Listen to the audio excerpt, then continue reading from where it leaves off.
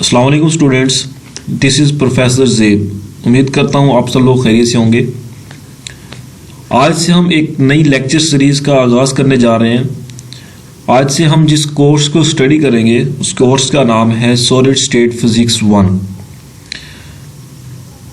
हम इसकी बेसिक से स्टार्ट करेंगे। सॉलिड स्टेट फिज़िक्स 1 को हम इसकी बेसिक से स्टार्ट करेंगे और इस लेक्चर सीरीज़ के अंदर हम डिफरेंट लेक्चर्स को स्टडी करेंगे, जिसके अंदर हम क्रिस्टलोग्राफी, जो क्रिस्टल स्ट्रक्चर्स होते हैं, x ray diffraction methods, reciprocal letters, इन तमाम लेक्चर्स को हम इस लेक्चर सीरीज़ के अंदर कवर करेंगे। तो इस लेक्चर सीरीज़ को स्टार्ट करने से पहले अगर आप मेरे चैनल पे न्यू हैं तो इस चैनल को सब्सक्राइब कर दें और साथ में लगे बेल आइकन को भी प्रेस कर दें ताकि हर नई आने वाली वीडियो आपको आसानी मिल सके। तो चलिए हम इस लेक्चर सीरीज़ का बाकायदा आगाज़ करते हैं। आज का हमारा लेक्चर है लेक्चर नंबर 1, जिसको हम स्टार्ट करेंगे crystallography. What is crystallography? Crystallography basically है क्या? क्रिस्टलोग्राफी साइंस की ऐसी स्टडी है जो डील करती है geometrical forms and the physical properties of a crystalline solids. ऐसी स्टडी जो physical properties of a crystalline solids और ज्योमेट्रिकल फॉर्म्स को स्टडी करती है उसको हम कहते हैं crystallography. The science which deals with the study of the geometrical forms and the physical properties of a crystalline solid is called the crystallography. It is necessary to understand the strong correlation between the structure of the material and its properties। और हमें इस चीज़ की इंतहाई ज़रूरत है कि हम जो है एक स्ट्रॉन्ग कोरिलेशन को अंडरस्टैंड कर सकें किन दो चीज़ों के दरमियान, मटेरियल के स्ट्रक्चर के दरमियान और उनकी प्रॉपर्टीज़ के दरमियान का जो कोरिलेशन है, एक स्ट्रॉन्ग कोरिलेशन है, उसको हम अंडरस्टैंड कर सकें। ये जो हम लेक्चर है, इस लेक्चर के अंदर हम क्या चीज़ें कवर करेंगे? Basic concept of crystallography which are fundamental to the study of the solid materials. जब हम सॉलिड मटेरियल्स को स्टडी करते हैं तो क्रिस्टलोग्राफी हमारे पास एक फंडामेंटल है। तो इस लेक्चर के अंदर हम इस को कवर करेंगे।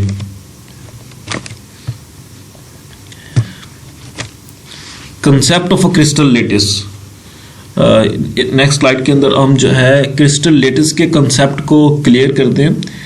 Before describing actual crystal structure, we consider a set of virtual points in a space having definite relationship with the position of atoms in a crystal।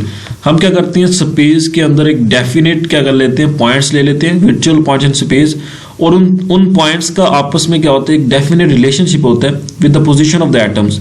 ये देखिए, ये एक हमारे पास एक वर्चुअल पॉइंट है, इसी के साथ हमारे पास सेकंड वर्चुअल पॉइंट है, थर्ड वर्चुअल पॉइंट है, और हर पॉइंट के ऊपर अगर हम खड़े होकर देखेंगे तो इनकी सराउंडिंग्स क्या होंगी, सेम होंगी।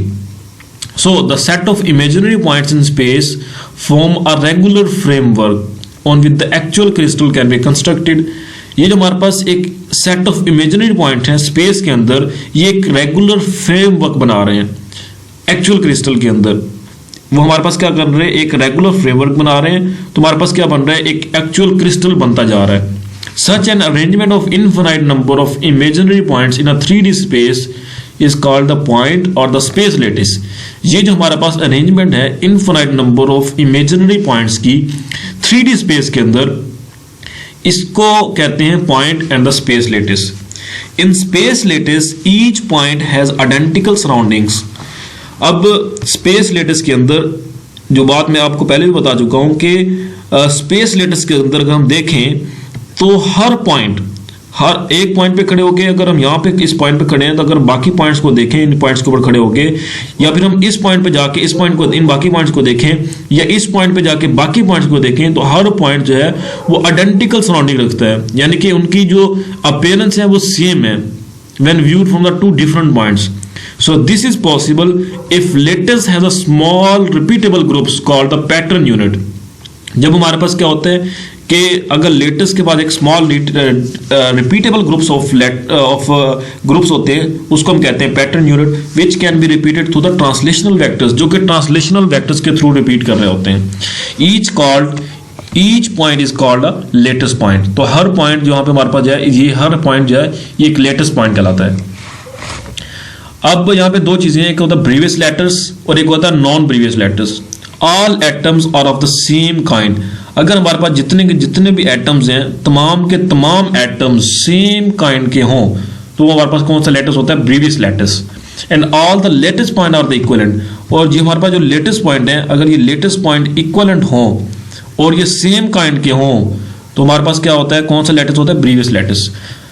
Then what is the non Bravais lattice, all atoms are of the different kinds, ये हमारे पास जितने भी एटम्स हैं तमाम के तमाम एटम्स के हों, डिफरेंट टाइप्स के हों। ऑल पॉइंट्स आर इक्विवेलेंट, तमाम के तमाम पॉइंट्स इक्विवेलेंट हो, ये एक पॉइंट सेम है, ठीक है। और थर्ड पॉइंट क्या, a combination of two or the more Bravais lattice is called the non Bravais lattice. अगर हम ब्रीवियस लेटिस का कॉम्बिनेशन ले लें, दो या दो से ज्यादा ब्रीवियस लेटिस का अगर हम कॉम्बिनेशन ले लें तो वो क्या कहलाता है, नॉन ब्रीवियस लेटिस। तो इस स्लाइड के अंदर आपको यकीनन ब्रीवियस लेटिस और नॉन ब्रीवियस लेटिस के कंसेप्ट क्लियर हो चुके होंगे। Then what is translational vector और लेटिस वेक्टर, ट्रांसलेशनल वेक्टर क्या होता है, ये देखिए यहां पे हमने क्या पढ़ा, different regular arrangement of atoms हमने डिस्कस किया। अब देखिए ये हमारे पास एक एटम है ए, ये इसको एटम को बी सी डी, ठीक है। अब यहां पे हमारे पास ए से लेके सी के दरमियान, ए से लेके हमारे पास सी के दरमियान एक क्या वेक्टर को इसको हमने ड्रा किया हुआ है, इसी तरह ए से बी को भी हमने एक वेक्टर से ड्रा किया हुआ है।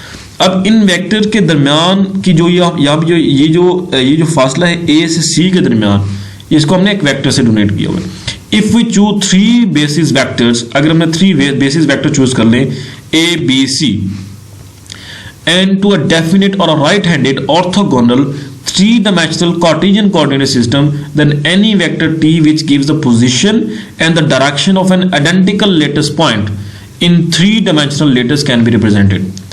वो ये कह रहे हैं कि अगर हमने 3 बेसिस वेक्टर्स ले लिए हैं किसी भी डिफाइंड राइट हैंडेड ऑर्थोगोनल के ऊपर और हमारे पास वहां पे 3-dimensional कार्टेशियन कोऑर्डिनेट सिस्टम है, तो हमारे पास कोई भी वेक्टर टी, वो वेक्टर टी क्या होगा जिसको हम ट्रांसलेशनल वेक्टर कह रहे हैं, वो हमें किसके बारे में बताएगा, एक हमें पोजीशन और सेकंड उसकी डायरेक्शन बताएगा आइडेंटिकल लेटेस्ट पॉइंट की in the 3-dimensional lattice. So translational unit vector को हम रिप्रेजेंट किस तरह करेंगे, T is equal to U A vector plus V B vector plus W C vector, where t is the translational vector or a lattice vector and u v w are the integers। अब यहाँ पे हमारे पास t एक translational vector है और u v w यहाँ पे हमारे पास क्या इंटीजर्स है। The coordinates of the lattice point in 3 dimensions is represented by u v w। यहाँ पे ये जो कोऑर्डिनेट्स है लेटेस्ट पॉइंट के 3 डिमेंशन के अंदर उसको रिप्रेजेंट किया हुआ है u v w के साथ। What is basis? The set of atoms which when placed at each lattice point generate the crystal structure। जब हम सेट ऑफ एटम्स को प्लेस करते हैं एट ईच लेटेस्ट पॉइंट के ऊपर तो वहां क्या जनरेट करता है, एक क्रिस्टल स्ट्रक्चर जनरेट करता है। क्रिस्टल स्ट्रक्चर दो चीजों का कॉम्बिनेशन होता है, वो दो चीजें कौन सी हैं, जिसको हम एक प्रिमिटिव लेटेस कहते हैं plus basis. Primitive lattice plus basis is equal to crystal structure. जब भी हमारे पास लेटेस और बेसिस आपस में मिलते हैं तो वो क्या बनाते हैं, एक क्रिस्टल स्ट्रक्चर बनाते हैं। What is unit cell, unit cell क्या है, ये हमने कहा कि हमने रेगुलर अरेंजमेंट ऑफ एटम्स हमने देख लिया, तो हमारे पास क्या है, ये क्रिस्टल लेटेस है। Then what is unit cell, the smallest component of the crystal. एक क्रिस्टल का जो स्मॉलेस्ट कंपोनेंट होता है उसको क्या कहते हैं, which when stacked together which allow with allowed symmetric operation reproduce the whole crystal। एक ये हमारे पास समझ ले, ये पूरा क्या क्रिस्टल है, इस पूरा क्रिस्टल है, इस पूरे क्रिस्टल का जो स्मॉलेस्ट कंपोनेंट होता है वो क्या होता है, यूनिट सेल। जब हम स्मॉलेस्ट कंपोनेंट को आपस में जोड़ें विद अलाउड सिमेट्री तो हमें वापस पूरा का पूरा क्रिस्टल मिल जाए, तो वो जो कंपोनेंट होता है उसको हम क्या कहते हैं, unit cell. So the unit cell is the smallest component of the crystal group of atoms, ions or molecules which when stacked together with allowed symmetry operation reproduce the whole crystal। whole crystal हमें क्या हो जाए, reproduce हो जाए। Then what is primitive or the non-primitive unit cell? primitive unit cell क्या होता है और non-primitive unit cell क्या होता है। primitive unit cell और non-primitive unit cell में के अंदर एक सिंपल सा डिफरेंस ये है कि primitive unit cell के अंदर all the atoms are present only at the corners। ये देखिए ये हमारे पास एक प्रिमिटिव यूनिट सेल है जिसके अंदर एटम जो है सिर्फ इसके कॉर्नर्स के ऊपर मौजूद है। क्लियर है? All the atoms are present only at the corners. ये हमारे पास क्या होता है? Primitive unit cell. और नॉन प्रिमिटिव यूनिट सेल क्या होता है? Atoms are not only present at the corners but also present at the centres. Non primitive unit cell के अंदर क्या होता है? एटम्स जो हैं उसके सेल के ना सिर्फ कॉर्नर्स पे मौजूद होते हैं बल्कि उसकी बॉडी के ऊपर मौजूद हो सकते हैं, उसके फेसेस के ऊपर भी मौजूद हो सकते हैं। तो these unit cells are called the non primitive unit cells. Clear है? और आज के लेक्चर की हमारे पास लास्ट जो टॉपिक है वो है Wigner Seitz cell. What is the Wigner Seitz cell? ये एक बहुत इंपॉर्टेंट शॉर्ट क्वेश्चन है। अक्सर क्वेश्चंस के अंदर पूछा जाता है, पेपर के अंदर पूछा जाता है विग्नर स्वीट सेल कि विग्नर स्वीट सेल किस तरह है और हम इसको किस तरह ड्रा करते हैं। Wigner Seitz cell, the Wigner Seitz cell around a lattice point is defined as the locus of the points in space that are closer to that lattice point than to any of other lattice points. ये हमारे पास विग्नर Seitz cell की एक define है कि विग्नर Seitz cell किसी भी एक latest के अराउंड, विग्नर स्वीट सेल क्या होता है कि किसी भी लेटेस्ट पॉइंट के अराउंड विग्नर स्वीट सेल एक लोकस ऑफ पॉइंट्स होता है स्पेस के अंदर जो कि क्लोज होता है उस लेटेस्ट पॉइंट के बजाय किसी और लेटेस्ट पॉइंट के। तो this is called Wigner Seitz cell. इसके राइट हैंड साइड पे विग्नर स्वीट सेल किस तरह ड्रॉ करते हैं उसका मेथड लिखा हुआ है। उसके 3 पॉइंट्स हैं। A simply way to find the primitive cell which is called the Wigner sweet cell can be done as follow। First point हमने क्या करना है? कोई भी क्रिस्टल लेटिस के अंदर हमने क्या करना है? एक लेटेस्ट पॉइंट चूज कर लेना है। हमने क्या करना है? एक लेटेस्ट पॉइंट चूज कर लिया। जैसे कि ये हमारे पास ये जो रेड कलर के अंदर ये हमने एक लेटेस्ट पॉइंट चूज कर लिया। ठीक है? Draw lines to connect these lattice point to its neighbours. इसके नेबर जितने भी एटम्स होंगे ना उस नेबर एटम्स को हम इसके साथ ज्वाइन कर देना है। इसको इसके साथ ज्वाइन कर दिया। नेबर एटम ये था, इस साइड पे नेबर एटम ये था, इस साइड पे नेबर एटम ये था, इस साइड पे ये था, इस साइड पे ये था। इस तरह ये जो हमने एक लेटेस्ट पॉइंट जो चूज किया है उसके करीब जितने भी उसके नेबर एटम्स थे उसको उसके सामने मिला दिया। At the mid point and the normal to these lines draw a new lines. हमने इसके मिड के अंदर, इसके नॉर्मल के अंदर हमने एक और लाइन ड्रा कर दी। जिस तरह ये देखिए हमने इसकी ये लेफ्ट वाली फिगर देखें, ये रेड है, यहाँ पे हमने यहाँ से यहाँ पे रखा, इसके ऊपर हमने यहाँ पे कट कर दिया, यहाँ से फिर हमने इसके यहाँ पे कट कर दिया, यहाँ पे कट कर दिया, यहाँ से हमने यहाँ पे कट कर दिया। ये जो हमने कट किया ना, इन कट की हुई को आपस में क्या कर देना है? आपस में मिला देना है। तो ये जो हमारे पास एरिया, ये जो हमारे पास इस ब्लू, इसके अंदर ब्लू शेड जो एरिया इसके अंदर आ रहा है, ये जो एरिया हमारे पास है ना, इसको हम कहते हैं Wigner Seitz cell. The volume enclosed is called as the Wigner Seitz cell.